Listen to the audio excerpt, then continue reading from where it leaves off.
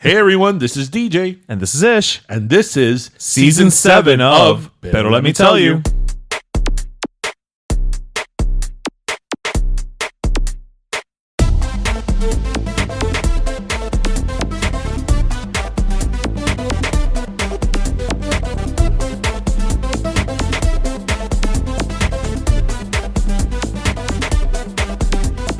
We should bring that back. You know what? When we bring back the Harlem Shake, we're going to bring back CAG. We need to bring back the Harlem Shake. We're going to bring back the Harlem Shake while wearing shirts that say CAG. What a CAG. Yeah. Where was it that we heard that in a few years ago? That we talked about it here on the show. I know. I'm trying to think. Was it in Unseen Creatures? That he's like, bro, what a CAG. Probably. Yeah. Because my gut is to say a freestyle concert, but we haven't gone to one of those in a while. No. It's been a bit. It's been a minute. So, wait.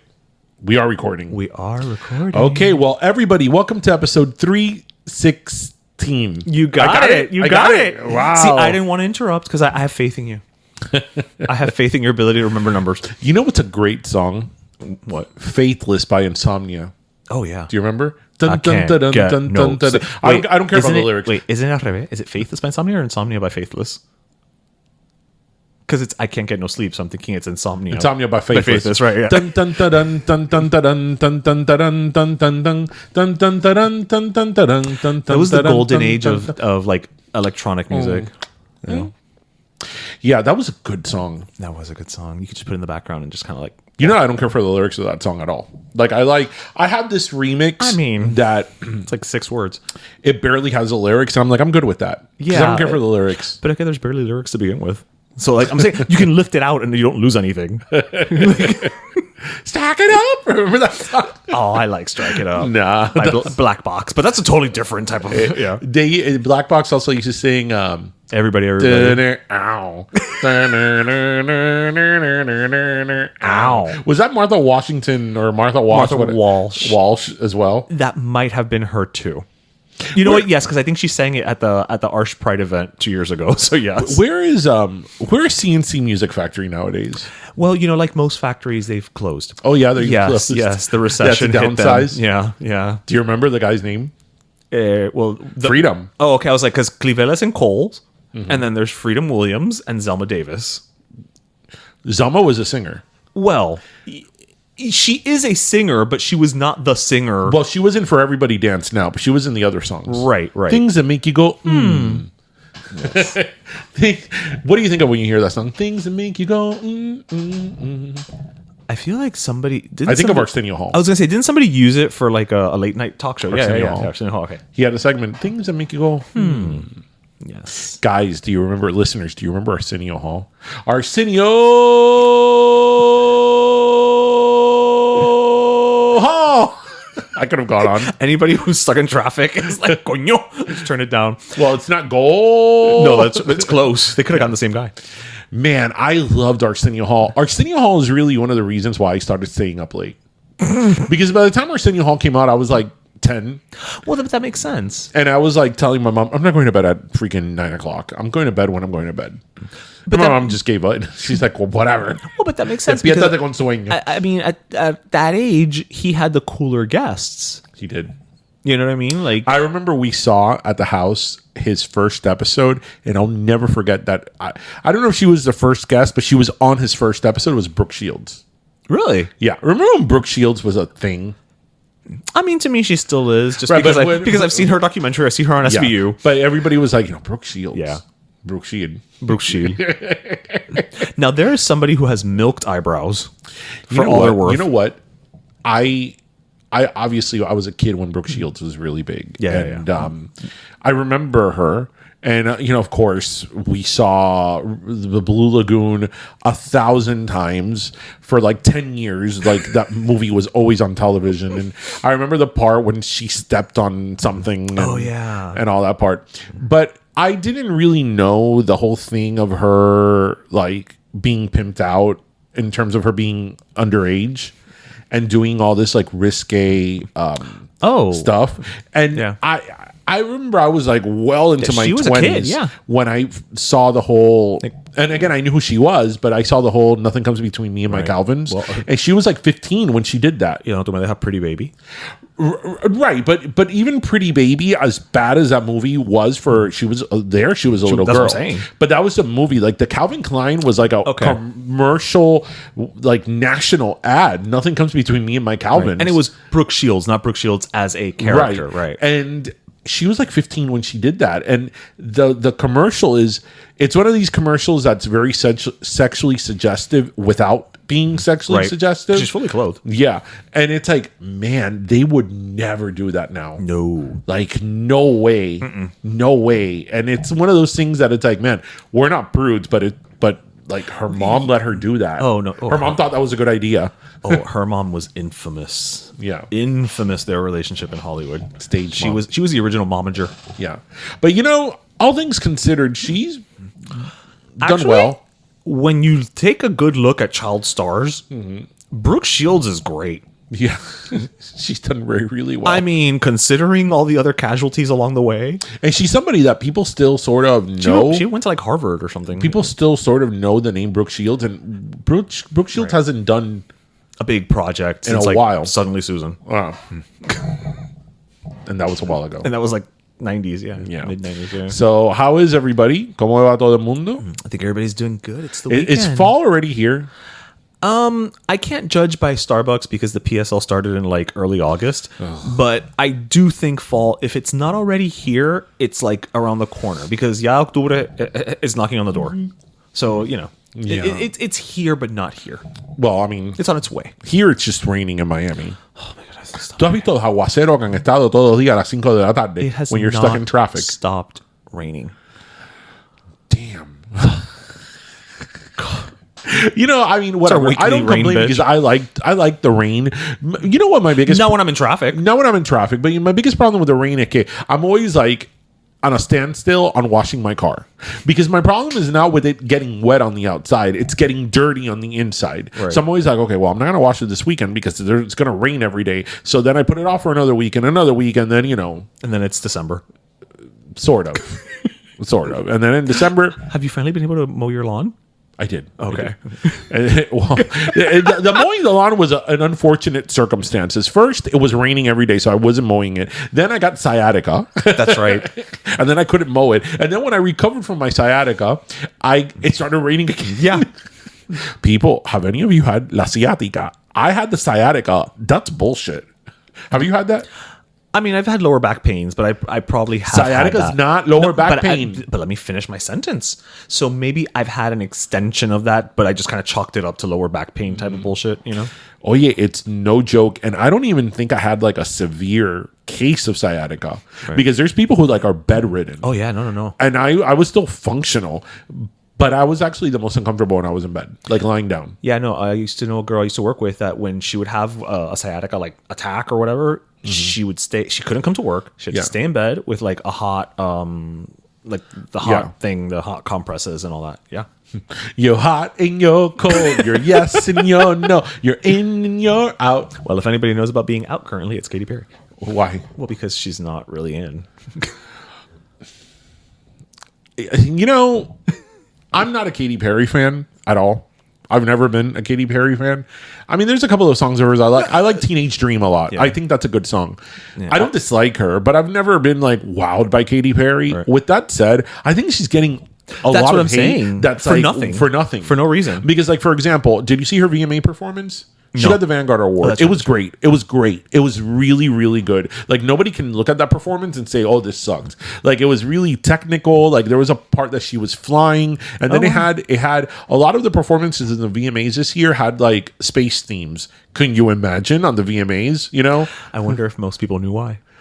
I don't think people did. Because I remember the next day, Sabrina Carpenter, did you see her performance? No. I haven't seen any So Sabrina Carpenter performed a medley of her songs and it ended with Espresso. Yeah. And at the end, she was carried by astronauts. Oh, cool. And people are like, why are there so many astronauts at the VMAs? And I'm like, they are literally giving away Moonman. This is why we can't have nice things. Literally, that is what they're hosting. Like, the VMAs have always had sort of like an outer space theme in a way. Yeah. Like from the sets they built and all that. And for those of you who don't know why, it goes back to the MTV, the astronaut putting the flag that says MTV. That. So, I mean, this is not something they just created, kids. Yes. Yeah. And so her performance had a bit of like a futuristic outer space theme. Mm-hmm. And it was actually really good because it was a medley of her hits. And again, I'm no Katy Perry fan. And then the next day, all these people are like, oh, Katy Perry's performance was lackluster. I'm like, Katy Perry could have literally flown. Well, she did fly. Like, she could have literally flown without any harness or apparatus. And they still would have been said, oh, it's lackluster. She could have come in, on a drone, hanging from a drone, and it would have been like, no, it was lackluster. A portal opened up, and she came out of it. Like, no, lackluster. Yeah, But we're in that phase. But yes, for Chiquita for Chapel Road, oh my God, it was like the biggest thing ever. I like Chapel. I'm not no diss against her, but it's one of those situations of like when somebody is in and somebody's not in, then everything the in person does is great, amazing, incredible, and everything the out person does is terrible and horrible, and how dare you? Right? Yeah. But I was gonna say it's just we were actually talking about it a little earlier.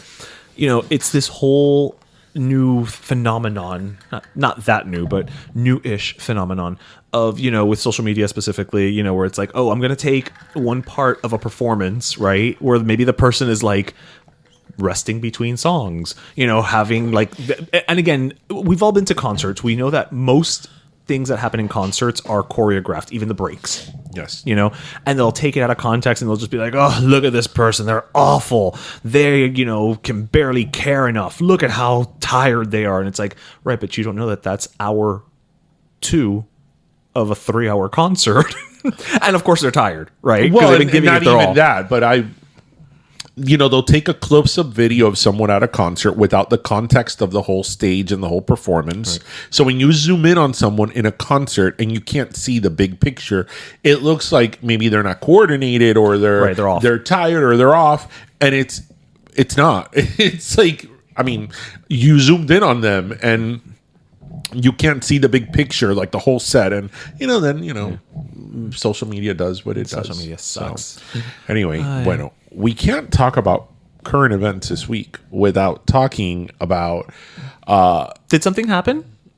I think something did happen. Was there like something very slippery? Well, this person definitely has more money and more problems. So... Yeah. I don't know about the more money anymore, but... So... Unless you were under a rock, you probably heard that P. Diddy was indicted this week. And what I loved, and I put this on my personal Instagram, was that, of course, the indictment had Sean Combs' name, but then it had Puffy, Puff Daddy, Diddy, P. Diddy, Love, and a few other names that I was like, what?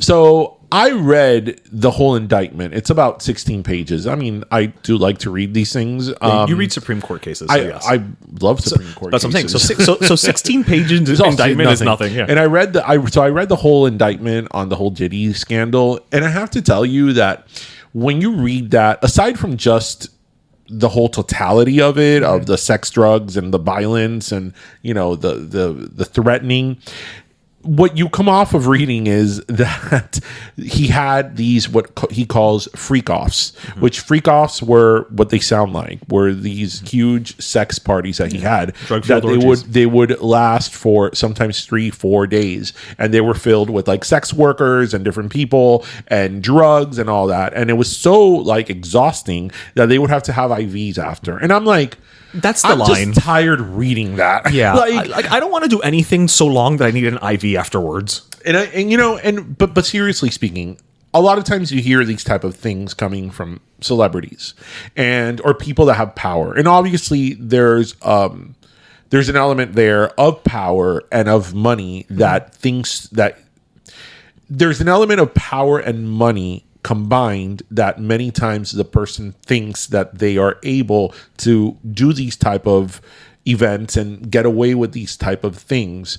And I just wonder if that is people's behavior of that is because of the money and the power that they feel they can do that, because I don't think that a regular everyday person, let's say as sexually active as they could be, would reasonably expect having these. I mean, first of all, you got to go to work. It's only a 2-day weekend. La gente tiene que trabajar. Yeah, like let's say Saturday, Sunday. Fine. And according to the indictment, these freak offs were very common. These freak offs happen with some, consistency. The freak offs happened all the time, and the coordination needed. The freak offs happened quite often, and they lasted for 3, 4, 5 days, and it involved dozens, if not hundreds, of people with all types of drugs and just people flown in from all over the world. And I'm thinking, like, wow. I mean, what do you really have to have in your mind to just that be such a big part of your life? Because I mean, seriously speaking, this is one of those situations where in this case, the sex, the power, the money, it's a vice like any drug can be a vice, that this was going on. And obviously combined to that, there's a power dynamic and a power struggle, because obviously in the indictment, there's very serious allegations on how he abused women, how he threatened them, how there was violence involved, and how he would use videos that he would take of everybody involved, and he would take these videos and then use them as blackmail against them. So he had this whole, all these people, an enterprise, as they called it, of this whole, like what he would call freak offs. And it's really just sad to see, like, the human element of that, or the inhumanity of that, to the extreme that he did in these alleged events. So, I mean, I've said it here. I've always been a huge Puff Daddy fan. I mean, you know this, like, I've been there. I've seen Puffy in I've gone in concert. I think you shook his hand once. Yes. Oh, that's right. That I was like, Sean, around this time of the year. I've always loved his music. I've always been a big fan, and it's like one of these things that it's like really hard to reconcile, that you really like this person's, in this case, his music, but at the same time, it's like you cannot ignore something, especially of this extreme. But it's pretty bad. I mean, he's been denied bail. People that are curious about it, the indictment is only about 14 or 16 pages. It's not that long. Just take a look. It's pretty damning. It's pretty bad. My thing with this is, number one, nobody needs that much lube, but they found. I gotta say that. So when they were raiding his house, they found 1,000 bottles of baby oil and lube. Like 1,000 bottles. I mean, oh, how? Like, why? Like 1,000 bottles. That I mean, listen.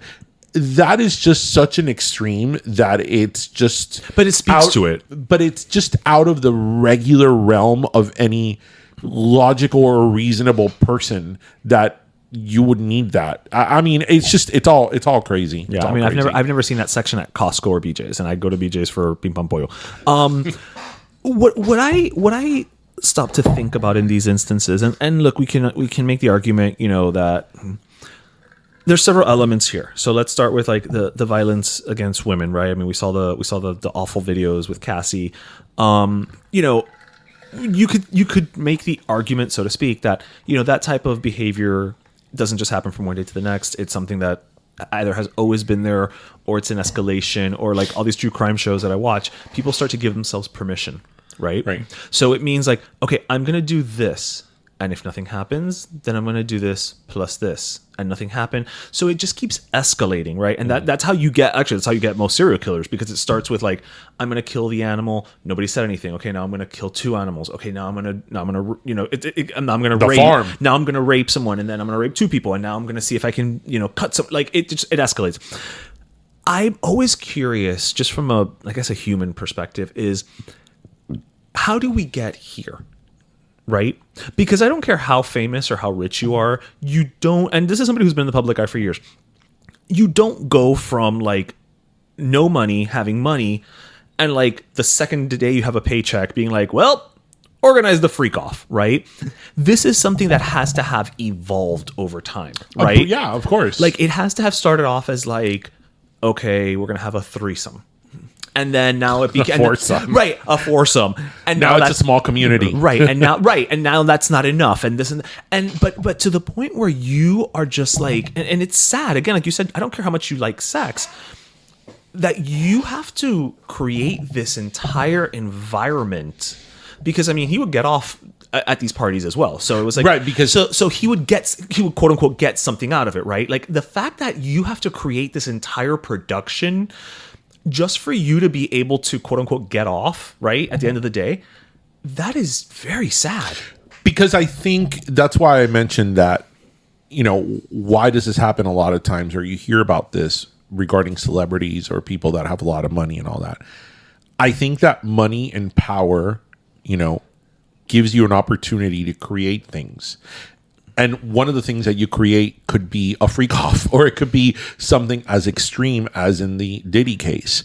And I think that this is far more than just sexual pleasure for him or for people that do this type of thing. This is control. This is power, for sure. Power. This is having people at their beck and call. I think he probably enjoys threatening people and the violent aspect of it because it makes him feel more powerful and more in charge. So I think that this is like a multi-dimensional sort of, or layered state of being, that you have these freak offs that he would have, and there's just so much involved in it. Right? Because it wasn't, a group of people that got together and decided to be swingers, to have relations. No, this is like an orchestrated, systematic, event that took a lot of planning, that people were flown in from all over the country, all over the world, actually, with a ton of drugs and a ton of different things, and there was a lot of violence and all that created, around that. And I think that this, as I said, for him or for people like that, it's far more than just the sexual aspect of it. It's the power, the control, the threatening that is probably the totality of why he, enjoys it. Yeah. And it's really messed up. Again, I tell people, read, because the indictment is the indictment, right? It's a quick read. It'll take you 10 minutes, because I was reading that and I was like, what? And then I would get to the next page. I'll be like, what? It just kept getting bigger. And I'll be like, what? It's like 1,000 bottles of lube. Like, so much lube. 1,000 bottles of baby oil and lube. I mean, that is insane. Wow. That's too much slipperiness. Yeah, I mean, but the charges must be. I mean, listen, Puffy, run to church. Well, he can't run anywhere. He's not. That's what I'm saying. I was gonna say the charges must be pretty, rock solid, because he has not been granted bail. No, he's not going to. You don't think? No, he's still in the flight risk. Well, yes and no, insofar as he is one of the most famous people in the world. Right. He's also very, very rich, and he could go to a country where there's no extradition. He could go to Cuba tomorrow. Yeah. He could disappear. I mean, he is a flight risk, a huge flight risk. He probably has a private jet. Bad Boy Records. Yeah, I think after this, they're going to open up a Spirit Halloween in Bad Boy Records. It's just man, and I was all about the bad boy life. You were. Can you imagine though if he goes to jail and winds up, in the same jail as Suge Knight? No, Suge Knight I think is out of jail. Oh, but that'd be something. See, I feel bad for Mase and all of this. Because Mase now is going to lose royalties because nobody's going to play the Puff Daddy songs. That's true. And man, they had so many good songs. That's true. And nobody's going to play Mase songs. What's your favorite? You know what? I don't know them by name. So it's just one of those things where okay, I can say All About the Benjamins, but I'm going to sound totally basic.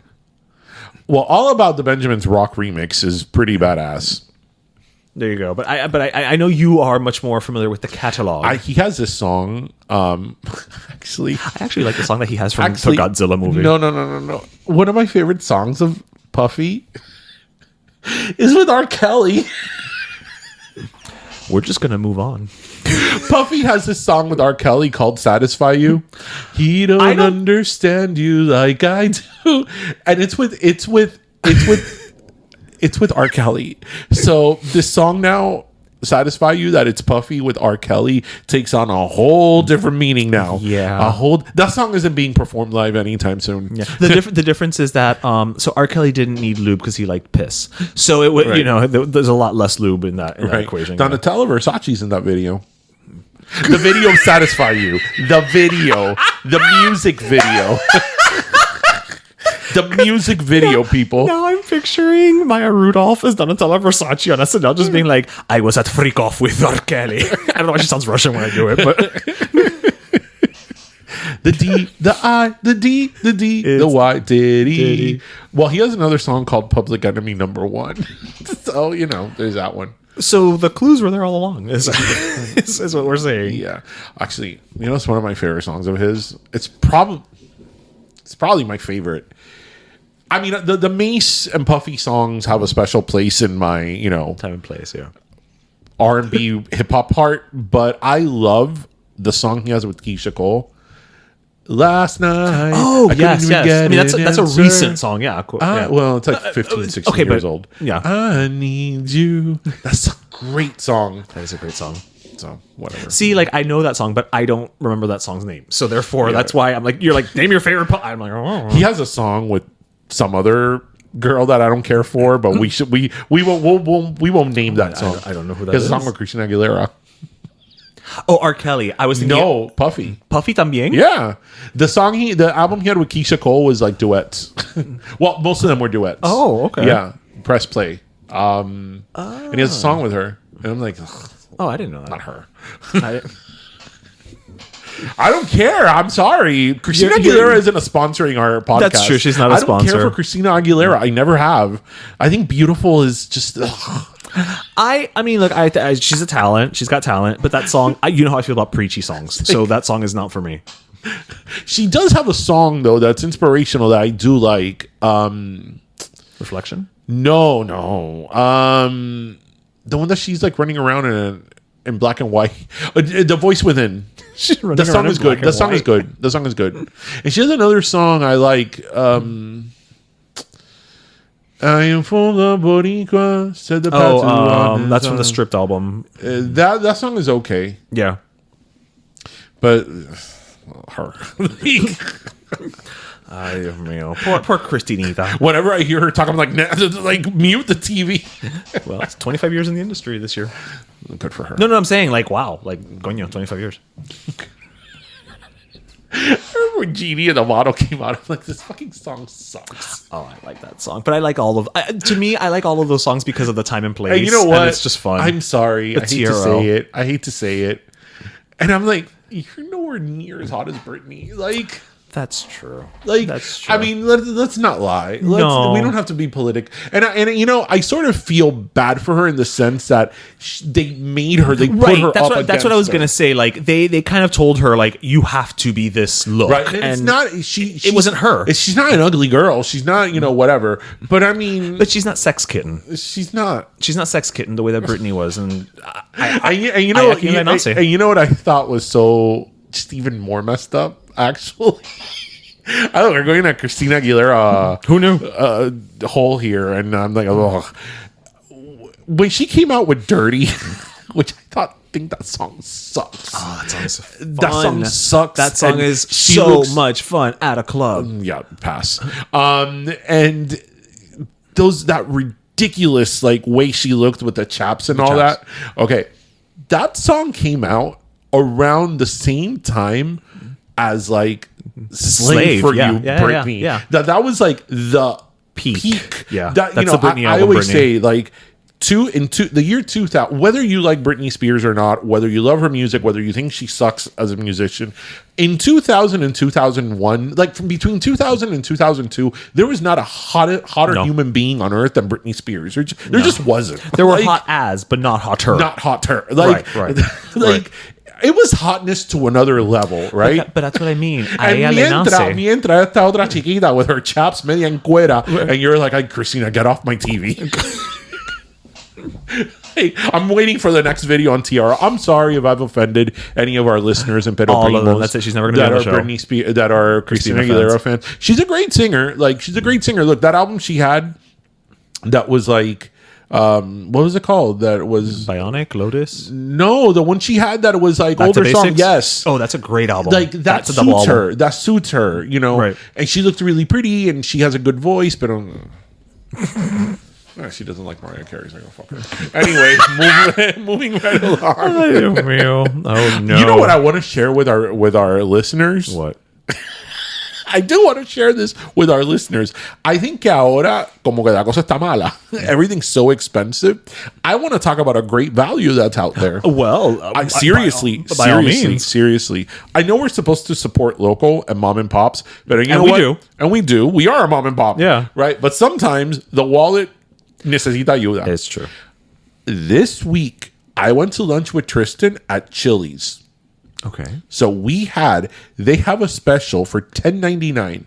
You get your drink, you get an appetizer, and you get an entree. Okay. And you know, and obviously it's like a cheeseburger with fries. It's a limited menu, yeah. Like a smash burger with fries, chicken tenders for $10.99.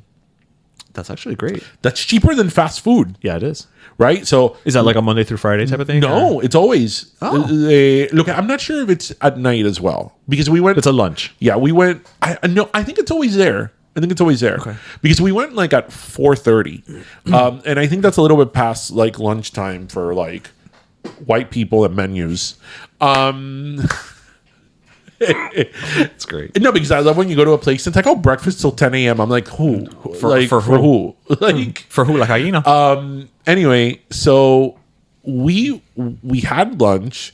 We splurged and had the dessert, the molten lava cake, because they even have like a smaller version of it for $3.99. Oh, nice. Which is perfect for two people, right? We split it in half and it was perfect for two people. We spent with tax and tip on a lunch that had 2 drinks, 2 appetizers, 2 entrees, and dessert, $31. Eso está regalado. And that included tax and tip. What a value.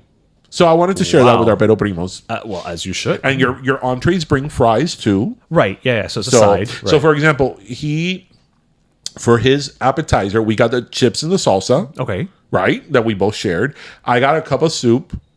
Then we both got burgers. And it was a good sized burger with fries. And the molten...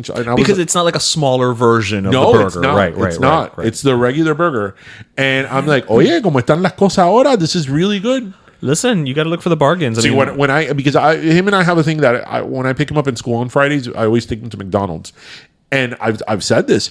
Yeah. He orders a quarter pounder meal, but with a smoothie. Mm-hmm. He doesn't order anything else. And it's $15. Yeah, I know. And it's just a quarter pounder, a fry, and a smoothie. Yeah. It's not, la cosa está mala. I know. Well, even McDonald's has the $5, what is it? The $5 value meal, which is like a double cheeseburger, a 4-piece chicken nuggets, a small fries, and a small soda for $5. You know they need to bring? What? 5. The $5 foot long. $5 foot long. Pero si total, pa' qué? It's dangerous. 5. You're never going to get the $5 foot long. Never. So pa' qué? I'm not having the stupid sweet onion teriyaki. I'm sorry. So they might have it and you'll never. I love it. I love it. I was like, oh, try our sweet onion teriyaki. I'm like, I love sweet onion. I love teriyaki, but not yours. Well, I mean, as we've said, I like Subway, but all Subway. It doesn't matter what you get at Subway; it all tastes the same. It does. It's like you can get the meatball sub, you can get the ham and cheese, you can get turkey, you can get a vegetarian. It all tastes like Subway. I think it's sort of it's great. It's something that should be researched. How Subway, as you said, whether you get the meatball, you get the turkey, you got the roast beef, they all taste the same. They all taste the same. The only one that varies a little bit is the tuna, because it's tuna. Well, it's not tuna. Oh, well, it's something from the ocean. It's aquatic. It's aquatic. But yeah, in Subway, even the cookies taste the same. Yeah. The chocolate chip cookie and the white chocolate raspberry cookie taste the same. Yeah. Taste the same. Yeah. I don't know how they do it, but it's almost more talented. It is. It's quite remarkable how they can make the whole menu taste the same. Across every location. Subway. Across every location, it tastes the same too. Yeah, so yeah. I mean, the uniformity is consistency is key. I mean, I've said this a million times, and I will say it again. We're losing the Subway sponsorship. Here we go. I think Subways are the worst subs there are. Subway subs are not good. They're probably the worst. However, there are times that you just want a Subway sub. Yes, sir. And you could have the greatest sub shop next door. Doesn't matter. That you want Subway. And yeah, I go and I have Subway and I'm like, I know what it's going to taste like. I know I'm going to complain. I know it's not going to be good, but this is what I want right now. Yeah. I want Subway. I want my cold cut combo with shredded lettuce, extra mayo, and extra mustard. And I'm okay with that. I'm okay with that level of basic. I'm okay with it. I'm okay with it. I agree. There's a time for everything, as they say. The heart wants what it wants. Maybe it's the bread. I think it's the only like common denominator. The white bread and the wheat bread and the Parmesan bread, they all taste the same. Of course, and the oregano bread. It doesn't matter. That's why when I go and I am like, oh, I want the Parmesan bread. They're like, oh no, we have this one. I'm like, okay, it's like That's fine. I'm not gonna get upset. It's gonna taste the same anyway. It's gonna taste like Subway. Yeah. It's perfectly fine. Yeah, you know what's great? Also, that Subway has a smell, and you leave smelling like Subway. Yes. And it's a very non-offensive smell. No, it's just like de comida. Yeah. But I can't tell you what comida it is. It's Subway comida. Right. It's not like peppers or, radishes or something. No, it's comida.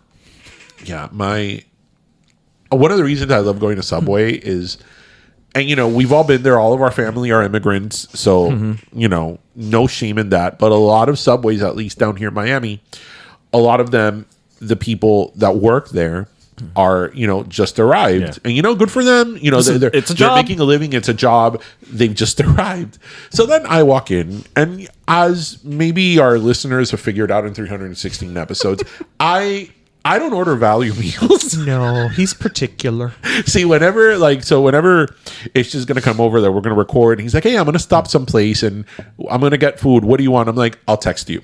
Yeah. Because I'm not remembering shit. I'm not like, No. oh, I'll have Get me a number 4. four. No. I'm not that person. No. So imagínate tú. I go to Subway. I'm surprised they don't run when you walk through the door. I like the cheese in a certain way, in a certain position, and I don't like the cheese put in the toaster that obliterates the cheese. But then I like the mayonnaise and mustard to be on the meat, not on the vegetables. And then I want the oil and vinegar to be on the veg.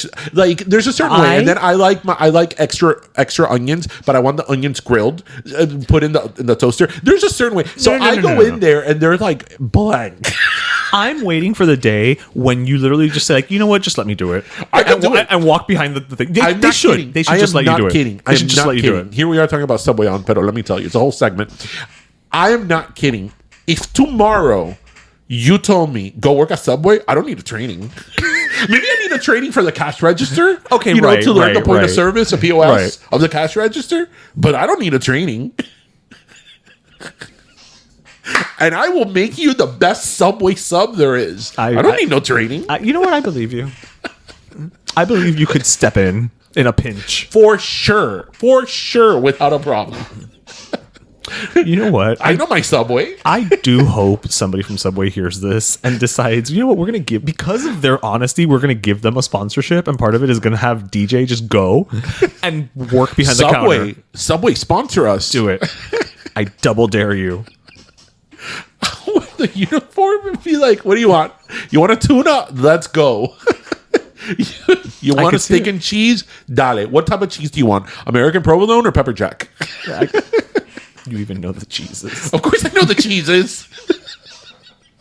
You don't know the cheeses? I always draw, for some reason when I'm there, I always draw a blank. They're like, ¿qué queso? And I'm like, how can you draw a blank? I know it's only 4 options. It's been the same damn cheeses forever. I know, but it's one of those things where I go blank. I just, yeah. Lo quieres tostado? That's always the curveball. Lo quieres tostado. Sí, quiero el pan y las cebollas tostadas, pero no la carne. Bueno, la carne depende. Yeah. No la carne y no el queso. Pero tú lo quieres tostado. Sí, quiero el pan.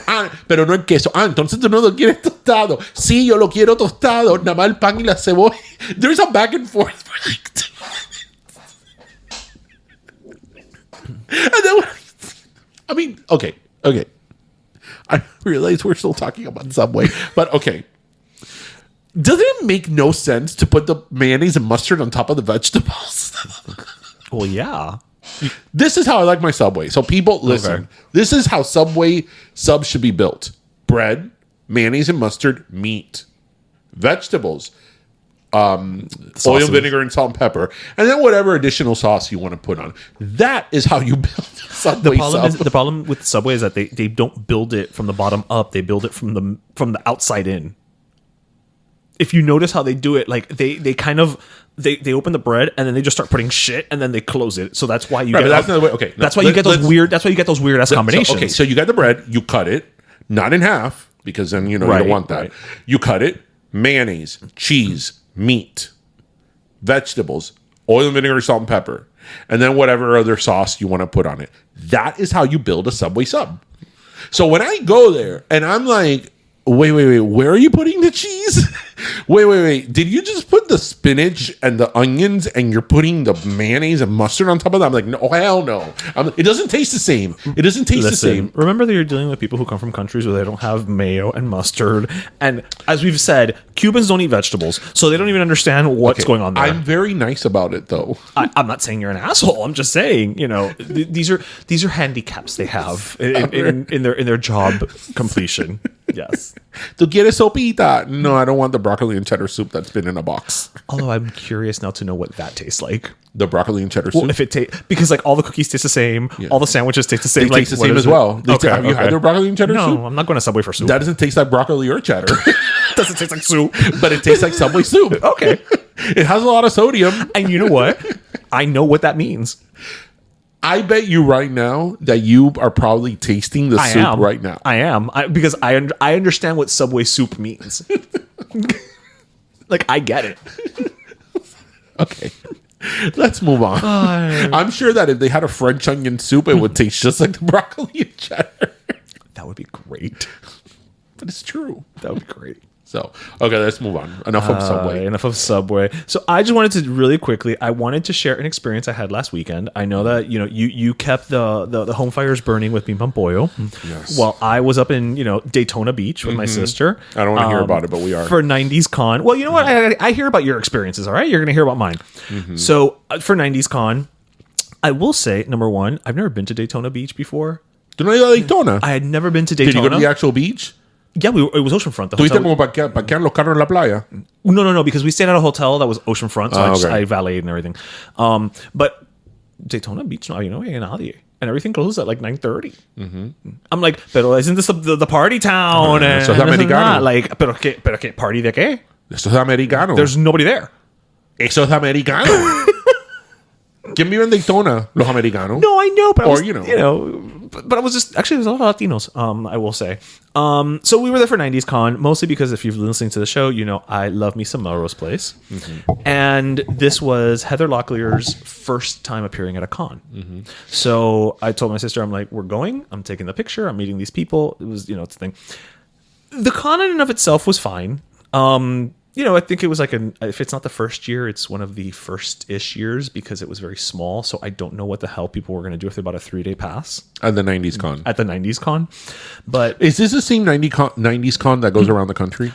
I want to say yes because the branding looked similar. So that's why I was a little like, oh, it's very small. Like you walk in and they have is their big ass booth with all of their branded merchandise, which is cute. And then you go through and there's a couple of vendors and then it's like the celebrity booths, right? And then on the other side you have the professional photos, which is what I had paid for originally with the cast of Melrose, because it was a better bargain to get the cast photo. Because the cast photo was like $320 for 6 people, but if I only got Laura Layton and Heather Locklear, it was going to be like $280. So it's like a value meal. It was a value. Yeah. It was a total value.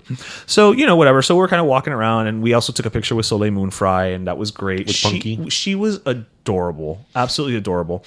But so at a certain point, I'm like, okay, and just keep this in mind because eventually you will probably do one of these professional photo op things. That is in and out. There is, because at first I was like, well, maybe because I took one of my DVD, my season DVD boxes to get signed. Like maybe I can just kind of like slip it in and no. There's no time for that. Like it's literally like, okay, you're up, pose.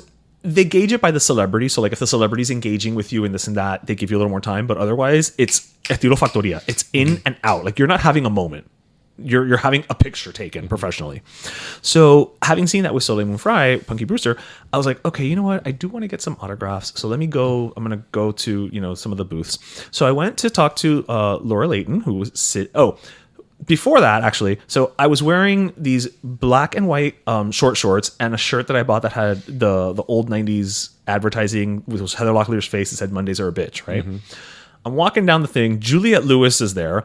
And literally from like almost across the hall, she screams out to me. She's like, I love your shorts. And I know we all heard Juliette Lewis's voice saying that, right? And we can picture her doing like that Juliette Lewis gesture. I don't know what it is, but we all know what it is, right? So I was like, okay, Juliette Lewis likes my shorts. Like, because you're picturing it, aren't you? No, I'm thinking of something else. What are you thinking of? I'm thinking about the fact that Juliette Lewis has done so many movies and so many roles, and the only thing I could really think about her is sucking Robert De Niro's finger. Keep fear. I mean, if you're gonna suck a finger, I'm sorry. Go ahead. Okay, but in all fairness, that is one of her most iconic roles. Anyway, so she's sucking Robert De Niro's finger. She likes my shorts. So, okay, go ahead. So whatever. So I'm talking to Laura Layton. It was nice and this and that. I talked to Daphne Zuniga. I kid you not, for like 20 minutes at her booth, because she's half Guatemalteca. Mm-hmm. So I ever the promo machine. I gave her one of our stickers, and I was like, "Oh, we'd love to have you on the show," and this and that. And we just started talking about how, like, she's never really been cast as the Latina, but she's never hid that she's Latina. And we had like a conversation. I didn't know she was Latin. Yeah, but we had like, como ella dijo, she's like, some comedian one time told her like, "Oh, when you're gonna come out of the Latin closet?" And she's like, "But I have my father's last name. Like, I was never in the Latin closet. It's just I'm never considered for that role." So I love the fact that we had like a 20-minute conversation. Mm-hmm. Literally just there, me and her, right? So then it's time for the photo op. And so you had the conversation with her prior to the photo op? Yes. So I had the conversation with her. So by the time you took a picture with her, you're like, "Oh, Daphne." Actually, yes. So we're in the line and this and that. And at this point, my sister's like, "You know what? You take the picture by yourself, because like Melrose is your thing, and there's already a lot of people in this picture." So, because it was 6 cast members. So, okay. Was there a long line to take a picture with them? There was a long line. But again, they kept it moving fairly. Andrew Shue wasn't out there? No, he Billy. wasn't. No. Neither was Alathon. So, we get there, whatever. I mean, some of you have seen the picture because you've reached out to me for like, what happened? The front row is Heather Locklear, Laura Layton, who played Sydney, Daphne Zuniga. Then behind Heather is Grant Show, who played Jake. There's a space for the person. Then Josie Bissett, who played Jane, and then Brooke Langton, who played Samantha, right? Mm-hmm. Okay. So imagine there's just a lot, like there's a lot of people already in there for the picture, but then there's also people in line, there's people leaving, and there's the photographer. So it's kind of a madhouse, right? Mm-hmm. So I get kind of ushered in, and I'm like, wait, what's happening? So I shake Grant Show's hand. He's like, "Oh, hey, nice to meet you." Da, da, da. I'm like, "Oh, likewise," So I turn, and Josie Bissett looks at my shirt, and she's like, "Oh my God, I remember that campaign." And I was like, "Well, yeah, I mean, if you don't, who will?" And then all of a sudden, this was like the cherry on the Melrose Sunday for me. Heather Locklear just turns around, looks at my shirt, and without missing a beat, just goes, "Ugh, that bitch." And turns back, and we take the picture, right? And in that moment, then she turns back around. She's like, "I was talking about the shirt, not you." I'm like, "It was an accident." I'm like, "No, it wasn't. It was a..." Daphne Zuniga turns back, and she sees that it's me, and she's like, "Hey." I'm like, "Hey." So like this point, I'm in the reboot, and like, and Laura Layton turns back also, and she's like, "Hi," and I'm like, "Great."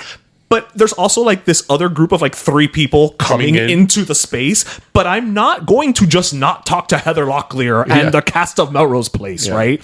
So it's just, it was all this madhouseness. It probably lasted all of 6 minutes, but it felt like it was just this perfect moment. And you were hanging out with the cast of Melrose Place. I was hanging out with the cast of Melrose Place, and I actually went and paid for an autograph from Heather Locklear, and I met her in person. I told her, she's kind of responsible for 2 things, or rather, Amanda Woodward is. My career in advertising and my love of short shorts. At which point, she stood up off the table, looked over, and she's like, "Those aren't that short." So, in other words, I now have Heather Locklear's permission to wear shorter shorts. I mean, the world is not ready. It's not. But it was. What did she say when you told her the whole thing about advertising? She was like, "I'm so sorry." Like, But she was absolutely very, very loved. Everybody was very nice. And I will say this, these types of cons, there wasn't a lot of people, so it didn't feel like you were, sardined in. There was just enough people there that you felt like, okay, there's people and we're all hanging out and whatever. But you really could go and just chat with these people. Mm-hmm. Like, yes, if you wanted an autograph, if you wanted a selfie, if you want, you had to pay for those things. So each one of them has a booth. Each one of them has a booth, right? And then when it's time for the professional photo, you go somewhere else because they have the whole camera set up and the background and everything. But if you literally just want to go up and talk to somebody, you can. I actually went up and talked to Mike O'Malley, who used to host Guts on Nickelodeon, but he was also one of the executive producers on Heels, which Robbie Ramos starred in. And so I just went up to him and I was like, hey, just wanted to let you know I love Heels, and I know Robbie and da-da-da. And he took out his phone and we FaceTimed Robbie right there in the middle of the con, right? Mm-hmm. So they're there to hang out too. Obviously they want you to buy stuff because they got to make their rent, but it's just an interesting experience to have that type of access to someone who you've grown up seeing. Right. And they're like, oh, this is just a person. Yes. You know what I mean? Like, because you're so used to seeing them in the other side of the screen that it blurs the line in like the best way possible. So how was Punky Brewster? She was absolutely. Were there a lot of people there for her? There were a lot of people there. So because it's 90s con, she was on a couple seasons of Sabrina the Teenage Witch. Yeah, I was going to say, I mean, you've got a lot of people there. Like one girl actually, she showed up, she was probably my age or older, showed up dressed as Punky, like in the photo op line. She was in front of us. And when she saw her, Soleil was like, hold on. And she got her phone to take a picture of her and with her. And she asked what was her Instagram so she could tag her. And, just that was very nice. And when we met her, she was lovely. And I told her, hey, happy belated birthday, because her and I share the same birthday. Mm-hmm. And, she was like, oh, Leo. I'm like, yeah, August 6th. She's like, me too. I know. And then my sister in that moment forgot how to use words, apparently, because my sister, so we're walking away and, kind of chatting a little. And my sister just looks at me. She's like, I just loved you in Punky. I don't know you from the witch thing show or whatever. And I'm like, you read Archie comics your entire life and you forgot how to say Sabrina the Teenage Witch? Like, that's from Archie comics? Yeah. Really? Yeah. Sabrina is an Archie comics property. Yeah. Oh, I just thought it was on TGIF. No, it's an Archie comics property. Yeah. Because I would love to meet her. She's tiny. Yeah. And she was wearing combat boots. Yeah. And she still was tiny. Yeah. Like she was a delight. She really was. Because I've always liked her. I mean, Punky Brewster. She's just cool. Punky Brewster. Yeah. And, she beat up Joey. Exactly. So how was Full House? So I only saw them as I walked by. Did they have a lot of people there? They did actually the day that, well, I was only there one day, but the moment where I saw that all of them were there, the girls and Dave Coulier, Andrea Barber had the longest line at that moment, which made me happy. Yeah. It really did make me happy because it's like, okay, you know what? If anybody here has probably like the less name recognition, it's Andrea Barber. And the fact that she had that many people just lined up to see her, it really made me feel like nice. Did Jody have a lot of people? Jody had a couple of people. Yeah, like they all had substantial people. I think a lot of times also what happens is when you have a lot of cast from the same show, people will start, like they'll kind of line up at one and then go to the next, and because they put them all together. Mm-hmm. So it's kind of a line up, get it, go to the next. So depending on what time of the day you're there, someone may look empty. But the people that were in the line, it was to take a picture with them. Autograph or selfie. So when do you chat with them? When you're having the autograph or the selfie. So they're not hurrying you up. They do not hurry you up at all. They do not hurry you up at all. Like, I think Juliette Lewis might still be at that convention center talking to people. Like, yeah, because there were people who were literally... I was at other booths in the area. So they don't hurry you up like when they take the group picture? The group picture is... Eso es estilo factoría. That's in and out. Like, we got a picture, go. When you go to their table, they do take the time. I'm telling you, I talked for like 20 minutes with Daphne Zuniga. Okay, I know because I want to go to 90s Con to see the... Right. Say hi to the cast of Full House again. That's true. And I mean, I feel I need to tell them about the box set. No. I think you need to take the box set and get them to autograph that. I know, right? That'd be kind of awesome. That is the one thing that I am upset about, though. What? Okay, so when you pay for the autograph, at least with the Melrose people, I took a DVD box set, right? Because I'm like, okay, I want you guys to sign the thing on your picture. If you don't have an item, you can get like an 8x10 glossy, and they have several options for each actor depending on how much. Blah, blah, blah. Like Heather Locklear's was like a whole table of from TJ Hooker to Spin City. Yeah. But if you bring an item, then you don't get the glossy. So it's like a corking fee. Right. Yes. That's, oh my God, I didn't think about it that way. Yeah. So if you go, I would recommend. You still have to pay for it? For the autograph? Yeah, because you're paying for their signature right at the end of the day, you know? But if you go, I would recommend for you specifically, just buy everything ahead of time. Buy the autographs and then get the professional photo because the professional photo is what you would want that because it's although they all have ring lights. It's the optimal conditions, it's the optimal everything. But I also know that you will want to have conversations with them. Oh, yeah. I'm having a conversation with Jodie Sweetin, with Stephanie Tanner. And you can go and just chat with her. But I also know that you will, again, you must take your box set. Yeah, and I'm going to take my Stephanie Tanner How Rude shirt. Right.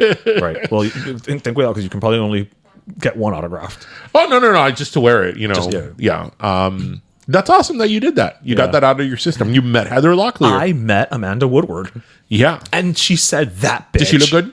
She looks good. Because she's so she's very pretty. Yeah. She's always been pretty. Even older. I mean, I know she's been through some 60s. Stuff recently. But even well into her 50s, like she looks really pretty. She's always been a very pretty girl. They all looked good. Like, I mean, her, Grant Show, and Daphne Zuniga are in their early 60s already. So they look de cierta edad. You know what I mean? Pero no están acabado. Yeah. And then the other girls were slightly younger. Josie Besarte igualito. Yeah. It'd be funny if, like, Melrose Place, the only person they had was like Vanessa L. Williams, Amy Locane, and Billy and Allison. Well, Billy and Allison at least is Billy and Allison. Yeah, but it's like, oh my God, what a boring. No. Fair enough, but at least Billy and Allison, like they were there for more than one. Marsha Cross. Yeah, I wish. No. Although, hablando because now Alyssa was on Melrose and Charmed was there as well, minus her. And we almost got like mowed down by Holly Marie Combs and Rose McGowan because we were crossing an aisle and they were coming the other way. And I basically like grabbed my sister. I was like, "They're not slowing down. Just go." Yeah. And I was like, we almost crashed into Rose McGowan and Holly Marie Combs. Yeah, but we don't like them. And my sister was like, "I didn't even notice who the hell that was." Yeah, we don't like them. They don't like Alyssa Milano. I know. No. If you're of a certain age, Alyssa Milano is the shit. It's like Alyssa Milano was your first crush, your first everything. I me dio pena with Gabrielle Carteris. Why? Because there was nobody at her booth. For Andrea? Yeah. Again, when I saw it, maybe there was somebody else there earlier, but who was there from 90210? Jenny Garth, Ian Ziering, Gabrielle Carteris, and Brian Austin Green. Tori Spelling was supposed to be there, but Dancing with the Stars. So, I think I would. And Shannon Doherty was going to be there, but right. Something happened. Yeah. Brandon was in there? No. He doesn't do these things? He's done very few of them. Well, he's in Canada. Yeah, it's that whole passport thing. Yeah. And he probably can't, because the autographs are cash only, and then he has to exchange it at the airport. They're cash only? If you buy it ahead of time, if you buy the selfie or the autograph ahead of time, you can pay with your credit card. On site, cash only, baby. Wow. Well. Yes, the next one we will go together. Actually, the next one I'll see if I can get us in as media. Pero let me tell you, hits 90s Con. 90s Con. I would be was Saved by the Bell there? They weren't, and they've done them in the past. So has Boy Meets World, which I would love the Boy Meets World cast to be there. The Lawrence brothers were there. They were there. It'd be funny if you go and you're like, Joey, Nothing My Love Can Fix for You is like my favorite song. It's my jam, baby. My jam. He looks good now. Yeah. Everything else was worn off. Yes. Like he looks normal again? Normal, yes. Right. Yeah. Good. And again, he literally walked by me, like walked right next to me. Is he short? Normal? He's about my height, give or take. 5'10"? Yeah.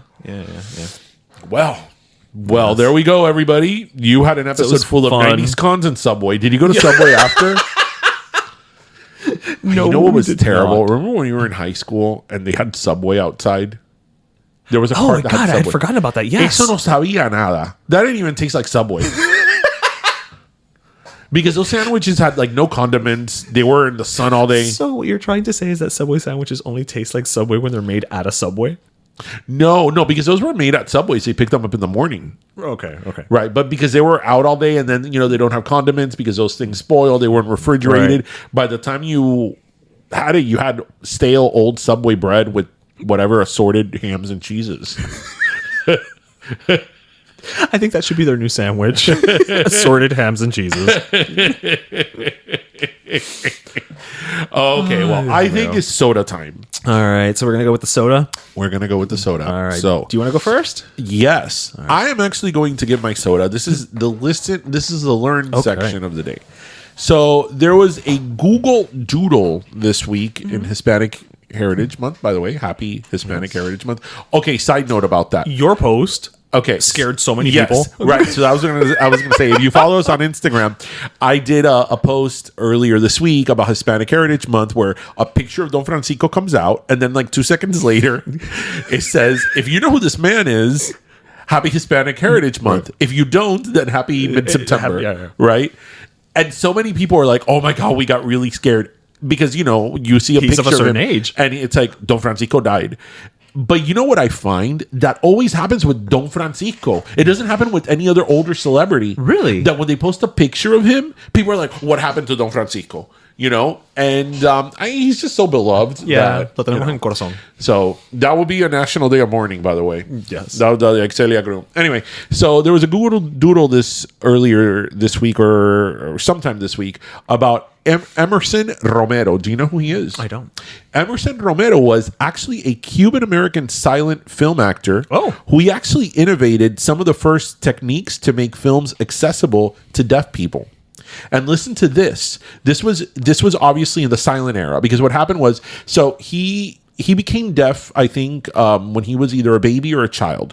And he was a silent film actor. Okay. But then in the 1920s, when talkies came out, that, now we had sound in movies. If you were deaf, now you couldn't really watch the movie. Yeah. You couldn't follow along. So he actually invented one of the first systems of closed captioning. Shut the front door. Yes. I did not know this. So thank you, Google Doodle. Wow. Yeah. And wait. It gets better. He actually was one of the people that helped in design and invent. And these are things that, when you don't have a disability, as we always say, when you don't have a disability, there's things that you just don't even think about. So that's why when somebody who is disabled tells you, "Hey, this is going on," you really have to listen. He was one of the first people who had a hand in designing and inventing the vibrating alarm clock. Duh. Yes, because you can't hear the alarm. Like, it was one of those things that when I was reading upon him, I was like, oh my God, like something so that we don't even think about, right? For somebody, unfortunately, who is hard of hearing, that's a struggle for them. So here it was, this guy, a Cuban-American, Latino, Hispanic, that he was part of two very, very important things that have helped the deaf community, closed captioning and vibrating alarm clocks. And, Ermeson Romero. Ermeson Romero. Look at that. Damn. Yeah. So, Ermeson Romero, you get our last soda of the week. Wow. That's a good one, right? Look at us Cubans pioneering in the entertainment industry. Ermeson Romero, Desi Arnaz. Yeah. And, it's one of these things that you don't even think about where that came from, like closed captioning, right? It's just always been there for us. But yeah, so he was one of the ones that pioneered, like, after a scene, cutting, so sort of how they did in silent films, that there would be text. Yes. Doing that, but of what they just said. Fucking brilliant. Yeah. And this was like in the early 1920s. No, yeah. I don't know. Wow. Yeah. So Ermeson Romero.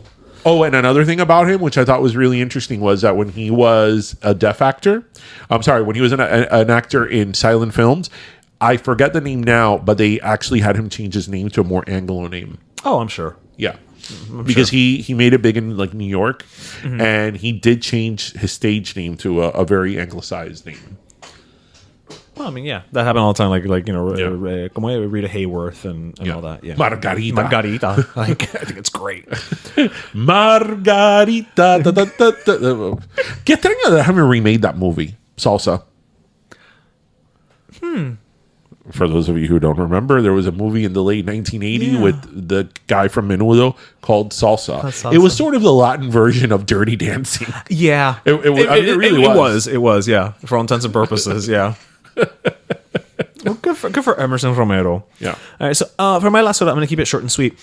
My last soda goes to Liza Colon-Zayas. Do you know who that is? No. She is a supporting actress on The Bear on FX. Is she the one who won the Emmy this week? She won the Emmy this week, and she is. It astounds me we're in 2024, and I'm about to say this. She is the first Latina to win a supporting actress Emmy. Ever? In 2024. Ever? Yes, she is the first Latina to win a supporting actress Emmy. Again, when you hear a first like that, yes, it sort of boggles your mind. Right. But you know what? Put it into context. Until Cheryl Lee Ralph won hers a couple years ago, do you know who was the last black woman to win a Best Supporting Actress in a comedy?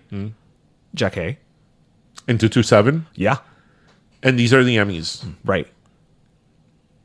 Really? Yeah. Yeah. So I'm putting it in that context of like, yeah, Best Supporting Actress. Like Felicia Rashad never won for The Cosby Show, or oh, she would have been lead. That's supporting. Supporting. I'm saying supporting. Yeah, supporting actress. But yeah, like so. Yes, Liza Colon-Zayas is the first Latina. Wow. Yeah, I did see a lot of postings about her, and yeah, it was one of those things that's like, wait, what do you mean she's the first?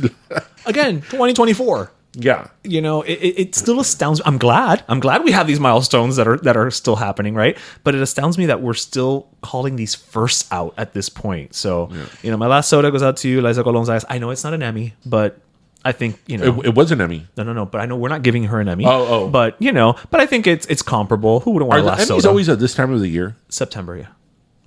The only time it wasn't during September was when, you know, September 11th happened. That they moved it to like I think November. I thought they were always in earlier in the year. No, that's a Golden Globes. The Golden Globes is in January. By the internet, the Hollywood Foreign Press. We're not sure who they are, but you know, it's like 12 people in a room somewhere. But why ask questions? It might be us. Why ask questions? So anyway, wait, we got to make an announcement. We do. We have to make an announcement. We do have to make an announcement. Don't freak out, guys. Don't freak out. It's nothing we bad. left it to the very end, but we do have to make an announcement. So let me get. You're getting your Edward R. Murrow stance. So we actually have an announcement to make, right? And it's good. It's actually really, really good. So very soon in October 4th, there are going to be big changes in our podcast, all for the better. So Pero Let Me Tell You has teamed up and sort of, teamed up with Cultura Media House. And Cultura Media is this up-and-coming sort of creative hub that is going to be responsible for podcasts, for new scripted content, for artists. And we are now part of them. And one of the greatest things that we're going to do now with Cultura Media is that we are going to finally have our podcast on video. Yes, sir. And we're going to have a new set, and we're going to be shooting in an actual studio.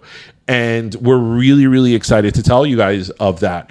And the changes are coming very soon. And for those of you who listen to us every week, our Pero Primos, our listeners who we love, that are our primos, nothing's going to change in terms of the podcast. Still Pero Friday. In terms of you listening to us and the access that you do have with us. But we are now going to have the podcast also on video. So those of you who want to watch it on video, you will now have it. And we're really, really excited about this because we've always wanted to bring the podcast to video. And we just weren't able to because, Ish and I are, this is a 2-man show, and we record on Fake Fridays, which usually is Thursdays. So then there's very little turnaround time for us to produce the show and edit the show in terms of video. But now with Cultura Media, we will have that opportunity, and we're going to be working with a creative team. We're going to have a producer. We're going to have a producer producing our podcast. And we're going to be working with a whole creative team and a whole media hub behind us. So we're so excited. This is a new era for our podcast, and we're going to be bringing so much new content to you guys, and we're really excited. And we are just so happy to be working with Cultura Media with this, and the best is yet to come. So see you soon. Literally. Yeah. Literally. Yeah. Soon you will... what's it saying? Soon you will look, listen, laugh, and learn. How about that? Because we love an alliteration on this show. Yeah. Look, listen, laugh, and learn. Oh, that's too much, though. That's too long. L4. Yeah. Isn't that one of the things in your spine? Yes, it is the L4. The L4. The L4. No, but we're really excited about it because we in the past there have been other opportunities to sort of for the podcast to branch out, and other people that have been interested in working with us. But Ish and I are very particular about the podcast. It's our baby. We're very, very protective of it. Yeah. And when we started the talks with Cultura Media, it just felt right. And we're just really excited to see what's going to come. Yep. I can't wait for the set. We're gonna have a set, people. Yes. We're gonna have there's a set for our podcast. Yes. And we're gonna introduce you to all of our fellow podcast, shows are on the network soon enough, and it's gonna be a whole great time. Yes. So you heard it here first. Yes. Anyway, everybody, we hope you listen, laugh, and learn. And soon I'm going to say, look, listen, laugh, and learn. I don't know about that. Have a great weekend, everybody. Remember to grab your pastelito, your croqueta, and your cafecito, and have a great weekend. Yes, cuídense, mi gente. Bye-bye. Pero Let Me Tell You is co-hosted by Darian Borges and Ismaeliano, produced by Ismaeliano, and our theme, Pero Let Me Tell You Freestyle, is composed by Michael Angelo Lomlaplex, the official gay guy. And don't forget to subscribe and leave us a review on iTunes.